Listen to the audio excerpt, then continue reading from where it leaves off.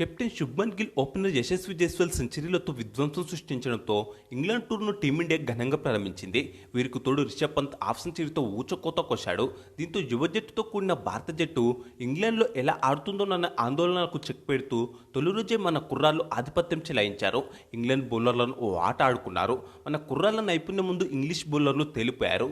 ముఖ్యంగా సెంచరీలతో విధ్వంసం సృష్టించిన గిల్, జైస్వాల్ అయితే వన్డే స్టైల్లో బ్యాటింగ్ చేసి స్కోర్ బోర్డును పరుగులు పెట్టించారు.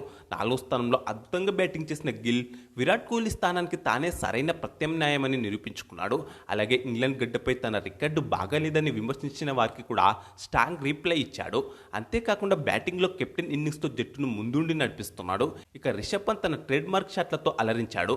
దీంతో తొలి రోజు బౌలింగ్కు అనుకూలిస్తుందనే అంచనాలున్న పిచ్పై మన కుర్రాళ్ళు అద్భుతంగా బ్యాటింగ్ చేశారు. ఈ క్రమంలో మన బ్యాటర్లు 2 సెంచరీ భాగస్వామ్యాలతో పాటు మరో భారీ భాగస్వామ్యాన్ని కూడా నెలకొల్పారు. ఇది టీమిండియా తొలి రోజే భారీ స్కోర్ సాధించడానికి సహకరించింది. దీంతో తొలి రోజు ఆటలోనే ఏకంగా 11 సంచలన రికార్డులు కూడా నమోదయ్యాయి. ఇందులో యశస్వి జైస్వాల్ 3, శుభ్మన్ గిల్ 2, రిషబ్ పంత్ 1 రికార్డు నెలకొల్పారు. అయితే తొలి రోజు ఆటలో మీకు ఎవరి బ్యాటింగ్ బాగా నచ్చిందో ఖచ్చితంగా కామెంట్స్ బాక్స్లో చెప్పండి. అలాగే ఈ వీడియోకు జస్ట్ ఒక లైక్ చేయండి ప్లీజ్. లీడ్స్లోని ఎడింగ్లీ క్రికెట్ స్టేడియం వేదికగా భారత్ ఇంగ్లాండ్ మధ్య శుక్రవారం నుంచి తొలి టెస్టు మ్యాచ్ ప్రారంభమైంది. ఈ మ్యాచ్లో టాస్ గెలిచిన ఇంగ్లాండ్ ముందుగా బౌలింగ్ ఎంచుకుంది. భారత యువ బ్యాటర్ సాయి సుదర్శన్ ఈ మ్యాచ్తో అంతర్జాతీయ టెస్టు క్రికెట్లోకి అరంగేట్రం చేశాడు. టీమిండియా తరఫున టెస్టుల్లో అరంగేట్రం చేసిన 317వ ఆటగాడిగా నిలిచాడు.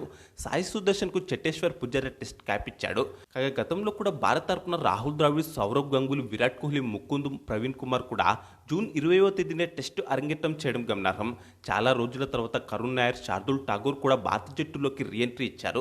కరుణ్ నాయర్ అయితే 8 సంవత్సరాల తర్వాత, రోజుల పరంగా చూస్తే 3006 రోజుల తర్వాత టీమిండియాలోకి రీఎంట్రీ ఇచ్చాడు.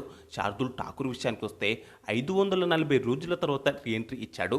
టీమిండియాకు ఓపెనర్లు యశస్వి జైస్వాల్, కేఎల్ రాహుల్ బలమైన పునాది వేశారు. ఇద్దరు కలిసి తొలి వికెట్కు 91 పరుగుల భాగస్వామ్యాన్ని నెలకొల్పారు.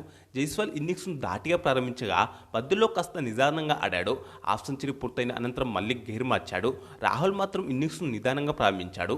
క్రీజులో కుదురుకున్నాక వేగం పెంచాడు. క్రీజ్ వోక్స్ వేసిన ఇన్నింగ్స్ మొదటి ఓవర్లోనే బౌండరీ బాది తన పరుగుల ఖాతాను తెచ్చిన యశస్వి జైస్వాల్ ఆ తర్వాత 3వ ఓవర్లోనూ కూడా ఒక బౌండరీ బాదాడు. బ్రైడెన్ కాస్ వేసిన 4వ ఓవర్ మొదటి బంతిని బౌండరీ బాదిన రాహుల్ కూడా తన పరుగుల ఖాతాను బౌండరీతోనే ప్రారంభించాడు. బ్రైడెన్ కాస్ వేసిన 6వ ఓవర్లో జైస్వాల్ 2 బౌండరీలు బాదాడు. మొత్తంగా ఇంగ్లాండ్ బౌలర్లను సమర్థవంతంగా ఎదుర్కొన్న ఓపెనర్లు ఇద్దరు తొలి వికెట్కు 15 ఓవర్లలోనే హాఫ్ సెంచరీ భాగస్వామ్యాన్ని నెలకొల్పారు. ఈ క్రమంలో లీడ్స్ మైదానంలో టీమిండియా తరఫున తొలి వికెట్కు హాఫ్ సెంచరీ భాగస్వామ్యాన్ని నెలకొల్పిన తొలి జోడిగా రాహుల్, జైస్వాల్ చరిత్ర సృష్టించాడు. మొత్తంగా చూసుకుంటే ఈ మైదానంలో 13 ఏళ్ల తర్వాత తొలి వికెట్కు హాఫ్ సెంచరీ భాగస్వామ్యాన్ని నెలకొల్పిన జోడిగా రికార్డు నెలకొల్పింది. అనంతరం కూడా తమ బ్యాటింగ్ కొనసాగించిన ఇద్దరు చూడచక్కనైన షాట్లతో అలరించారు. స్టోక్స్ వేసిన 20 ఓవర్లో రాహుల్ వరుసగా 2 ఫోర్లు బాదాడు. చూస్తుండగానే ఇద్దరి స్కోర్లు 40 దాటాయి. ఓపెనింగ్ భాగస్వామ్యం కూడా 90 పరుగులు దాటింది. ఓపెనర్లను అవుట్ చేయడానికి ఇంగ్లాండ్ బౌలర్లు పన్నిన వ్యూహాలన్నీ బెడ్స్ కొట్టాయి. దీంతో టీమిండియా తొలి సెషన్ను వికెట్ కోల్పోకుండా ముగిస్తుందని అంతా భావించారు. కానీ బ్రైడెన్ కాసు వేసిన 25 ఓవర్లో కేఎల్ రాహుల్ అవుట్ అయ్యాడు. ఆఫ్ స్టంప్ బయటగా వెళ్తున్న బంతిని ఆడబోయి స్లిప్ ఫీల్డర్ రూట్కు దొరికిపోయాడు. దీంతో 91 పరుగుల వద్ద భారత్ తొలి వికెట్ కోల్పోయింది. 8 ఫోర్లతో 78 బంతులు 42 పరుగులు చేశారు రాహుల్. బెన్ స్టోక్స్ వేసిన ఆ తర్వాతి ఓవర్లోనే అరంగేట్ర బ్యాటర్ సాయి సుదర్శన్ 4 బంతులు ఎదుర్కొని డక్అవుట్ అయ్యాడు. దీంతో చివరి 10 నిమిషాల్లోనే భారత్ 2 వికెట్లు కోల్పోయింది. లంచ్ బ్రేక్ విరామ సమయానికి భారత జట్టు 25.4 ఓవర్లలో 2 వికెట్ల నష్టానికి 92 పరుగులు చేసింది. 73 బంతుల్లో 41 పరుగులు చేసిన జైస్వాల్ క్రీజులో ఉన్నాడు. కాగా జైస్వాల్, రాహుల్ తొలి వికెట్కు నెలకొల్పిన 91 పరుగుల భాగస్వామ్యం విదేశాల్లో టీమిండియాకు 4వ అత్యధిక ఓపెనింగ్ భాగస్వామ్యం కావడం గమనార్హం.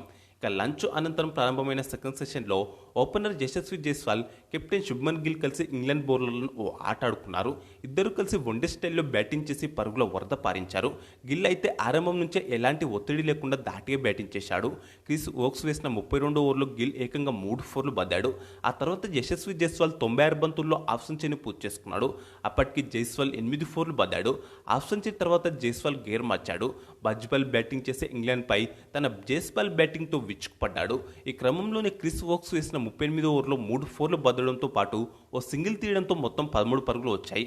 ఈ క్రమంలో గిల్, జైస్వాల్ భాగస్వామ్యం కూడా 73 బంతుల్లోనే 50 పరుగులు పూర్తయింది. స్పిన్నర్ షోయబ్ బషీర్ వేసిన 40 ఓవర్లో బౌండరీ బాదిన జైస్వాల్ జోష్ టాంగ్ వేసిన 41వ ఓవర్లో 6 బాదాడు. కెప్టెన్సీ ఇన్నింగ్స్తో చెలరేగిన శుభ్మన్ గిల్ కూడా 56 బంతుల్లోనే హాఫ్ సెంచరీని పూర్తి చేసుకున్నాడు. అప్పటికి గిల్ 8 ఫోర్లు బాదాడు. ఆ తర్వాత జైస్వాల్ గిల్ భాగస్వామ్యం కూడా 123 బంతుల్లోనే సెంచరీని పూర్తి చేసుకుంది. ఇక బ్రైడెన్ కాస్ వేసిన 49వ ఓవర్ మొదటి బంతిని బౌండరీ బాదిన జైస్వాల్ రెండో బంతికి గాయపడ్డాడు. అతని చిటికెన వేలికి గాయం కావడంతో కాస్త సమయం తీసుకుని ఫిజియో చికిత్స తీసుకుని బ్యాటింగ్ చేశాడు. ఒకవైపు నొప్పి భరిస్తూనే అదే ఓవర్లో వరుసగా 2 బౌండరీలు బాదాడు. అదే ఓవర్ చివరి బంతికి సింగిల్ తీసి 144 బంతుల్లోనే సెంచరీ పూర్తి చేసుకున్నాడు యశస్వి జైస్వాల్. జైస్వాల్ ఇన్నింగ్స్లో 16 ఫోర్లు 1 సిక్స్ ఉన్నాయి. స్ట్రైక్ రేట్ 69గా ఉంది. హాఫ్ సెంచరీ పూర్తి చేయడానికి 96 బంతులు తీసుకున్న జైస్వాల్ 51 నుంచి 100 పరుగులు 48 బంతుల్లోనే చేయడం గమనార్హం. కాగా టెస్టుల్లో జైస్వాల్కి ఇది 5వ సెంచరీ. ఈ క్రమంలో ఇంగ్లాండ్ గడ్డపై అరంగేట్రంలోనే సెంచరీ చేసిన 5వ భారత బ్యాటర్గా నిలిచాడు జైస్వాల్. అలాగే ఆస్ట్రేలియా, వెస్టిండీస్, ఇంగ్లాండ్ దేశాల్లో ఆయన మొదటి టెస్టుల్లోనే సెంచరీ చేసిన ఒకే ఒక్క భారత బ్యాటర్గా కూడా యశస్వి జైస్వాల్ చరిత్ర సృష్టించాడు. అంతేకాకుండా WTC చరిత్రలో టీమిండియా తరఫున అత్యధిక సెంచరీలు చేసిన రెండో బ్యాటర్గా నిలిచాడు. కాగా జైస్వాల్ WTCలో ఇప్పటి వరకు 5 సెంచరీలు చేశాడు. అలాగే 23 సంవత్సరాల వయసులోపే అత్యధిక సెంచరీలు చేసిన రెండో భారత బ్యాటర్గాను నిలిచాడు. ఈ క్రమంలోనే జట్టు స్కోర్ కూడా 200 దాటింది. స్టోక్స్ వేసిన 51వ ఓవర్లో జైస్వాల్ కొట్టిన షాట్ ఫీల్డర్కు తగిలి వికెట్ కీపర్ వెనకాల ఉన్న హెల్మెట్కు తాకడంతో ఎంపైర్ భారత్కు 5 ఎక్స్ట్రా పరుగులు ఇచ్చాడు. కాగా ఫీల్డింగ్ టీం హెల్మెట్ను మైదానంలో ఉంచినప్పుడు బంతి హెల్మెట్కు తాకితే నిబంధనల ప్రకారం ఫీల్డింగ్ జట్టుకు 5 పరుగుల పెనాల్టీ పడుతుంది. ఇక టీ విరామ సమయానికి భారత జట్టు 51 ఓవర్లలో 2 వికెట్ల నష్టానికి 215 పరుగులు చేసింది. 154 బంతుల్లో 100 పరుగులు చేసిన యశస్వి జైస్వాల్, 74 బంతుల్లో 58 పరుగులు చేసిన శుభ్మన్ గిల్ క్రీజ్లో ఉన్నారు. మొత్తంగా 25.2 ఓవర్ల పాటు సాగిన సెకండ్ సెషన్లో 123 పరుగులు రాగా ఒక్క వికెట్ కూడా పడలేదు. దీంతో సెకండ్ సెషన్లో టీమిండియా పూర్తిగా డామినేట్ చేసింది. అయితే టీ బ్రేక్ అనంతరం ప్రారంభమైన మూడో సెషన్ 2వ ఓవర్లోనే సెంచరీ హీరో జైస్వాల్ అవుట్ అయ్యాడు. స్టోక్స్ బౌలింగ్లో క్లీన్ బౌల్డ్ అయ్యాడు. ఓవరాల్గా 159 బంతులు ఎదుర్కొన్న జైస్వాల్ 101 పరుగులు చేశాడు. దీంతో 221 పరుగుల వద్ద భారత్ 3వ వికెట్ కోల్పోయింది. కాగా జైస్వాల్, గిల్ కలిసి 3వ వికెట్కు 161 బంతుల్లోనే 129 పరుగులు జోడించారు. అనంతరం వైస్ కెప్టెన్ రిషబ్ పంత్తో కలిసి ఇన్నింగ్స్ను ముందుకు తీసుకెళ్లాడు కెప్టెన్ గిల్. ఎదుర్కొన్న రెండో బంతిని స్టంపౌట్ అయి బౌండరీ బాది తన పరుగుల ఖాతాను ఓపెన్ చేశాడు పంత్. గిల్, పంత్ కలిసి ఇంగ్లాండ్ బౌలర్లను చాలా బాగా ఎదుర్కొన్నారు. ఎక్కడా కూడా తడబడకుండా ఈజీగా బ్యాటింగ్ చేస్తూ పరుగులు రాబట్టారు. ఇద్దరు కలిసి వన్డే స్టైల్లో ధాటిగా బ్యాటింగ్ చేశారు. 62, 63, 65 ఓవర్లలో గిల్ బౌండరీలు బాదాడు. చూస్తుండగానే గిల్ స్కోర్ 90 దాటింది. పంత్ కాస్త జాగ్రత్తగా ఆడాడు. 69, 72 ఓవర్లలో బౌండరీలు బాదాడు. స్పిన్నర్ షోయబ్ బషీర్ వేసిన 74 ఓవర్లో పంత్ వరుసగా 4, 6 బాదాడు. 75 ఓవర్ రెండో బంతిని బౌండరీ బాదిన గిల్ 140 బంతుల్లోనే సెంచరీని పూర్తి చేసుకున్నాడు. టెస్టుల్లో గిల్కి ఇది 6వ సెంచరీ. గిల్ సెంచరీ ఇన్నింగ్స్లో 14 ఫోర్లు ఉన్నాయి. ఈ క్రమంలో టీమిండియా టెస్టు కెప్టెన్గా అరంగేట్రం మ్యాచ్లోనే సెంచరీ చేసిన 4వ భారత బ్యాటర్గా శుభ్మన్ గిల్ రికార్డు నెలకొల్పాడు. అలాగే WTC చరిత్రలో అత్యధిక సెంచరీలు చేసిన రెండో భారత బ్యాటర్గా గిల్ నిలిచాడు. కాగా WTC చరిత్రలో గిల్ 6 సెంచరీలు చేశాడు. అనంతరం రిషబ్ పంత్ 90 బంతుల్లో హాఫ్ సెంచరీని పూర్తి చేసుకున్నాడు. టెస్టుల్లో పంత్కి ఇది 16వ హాఫ్ సెంచరీ. పంత్ హాఫ్ సెంచరీకి 5 ఫోర్లు 1 సిక్స్ బాదాడు. ఈ క్రమంలోనే రిషబ్ పంత్ టెస్టుల్లో 3000 పరుగులను పూర్తి చేసుకున్నాడు. ఇందుకు 76 ఇన్నింగ్స్లు తీసుకున్నాడు. దీంతో వేగంగా ఈ మార్కు అందుకున్న భారత వికెట్ కీపర్గా చరిత్ర సృష్టించాడు. ఈ క్రమంలో మహేంద్ర సింగ్ ధోని రికార్డును బద్దలు కొట్టాడు. ఆసన్ నుంచి చూసుకున్న పంతే మొదటి స్థానంలో ఉన్నాడు. మొత్తంగా చూసుకుంటే గిల్ క్రిస్ట్ తర్వాత 2వ స్థానంలో ఉన్నాడు. ఈ క్రమంలోనే గిల్, పంత్ భాగస్వామ్యం కూడా 100 పరుగులు దాటింది. సెంచరీ తర్వాత గిల్, హాఫ్ సెంచరీ తర్వాత పంత్ మరింతగా చెలరేగారు. ఈ క్రమంలోనే జట్టు స్కోర్ 350 పరుగులు దాటింది. మొదటి రోజు ఆట చివరి ఓవర్లో పంతు ఓ 6 బాదాడు. మొత్తంగా మొదటి రోజు ఆట ముగిసే సమయానికి గిల్, పంతు మరో వికెట్ పడకుండా జాగ్రత్త పడ్డారు. తొలి రోజు ఆట ముగిసే సమయానికి భారత జట్టు 85 ఓవర్లలో 3 వికెట్ల నష్టానికి 359 పరుగులు చేసింది. మొదటి రోజు టీమిండియా రన్ రేట్ ఏకంగా 4.22గా ఉండడం గమనార్హం. 16 ఫోర్లు 1 సిక్స్తో 175 బంతుల్లోనే అజయంగా 127 పరుగులు చేసిన గిల్, 6 ఫోర్లు 2 సిక్స్లతో 102 బంతుల్లో అజయంగా 65 పరుగులు చేసిన రిషబ్ పంత్ క్రీజ్లో ఉన్నారు.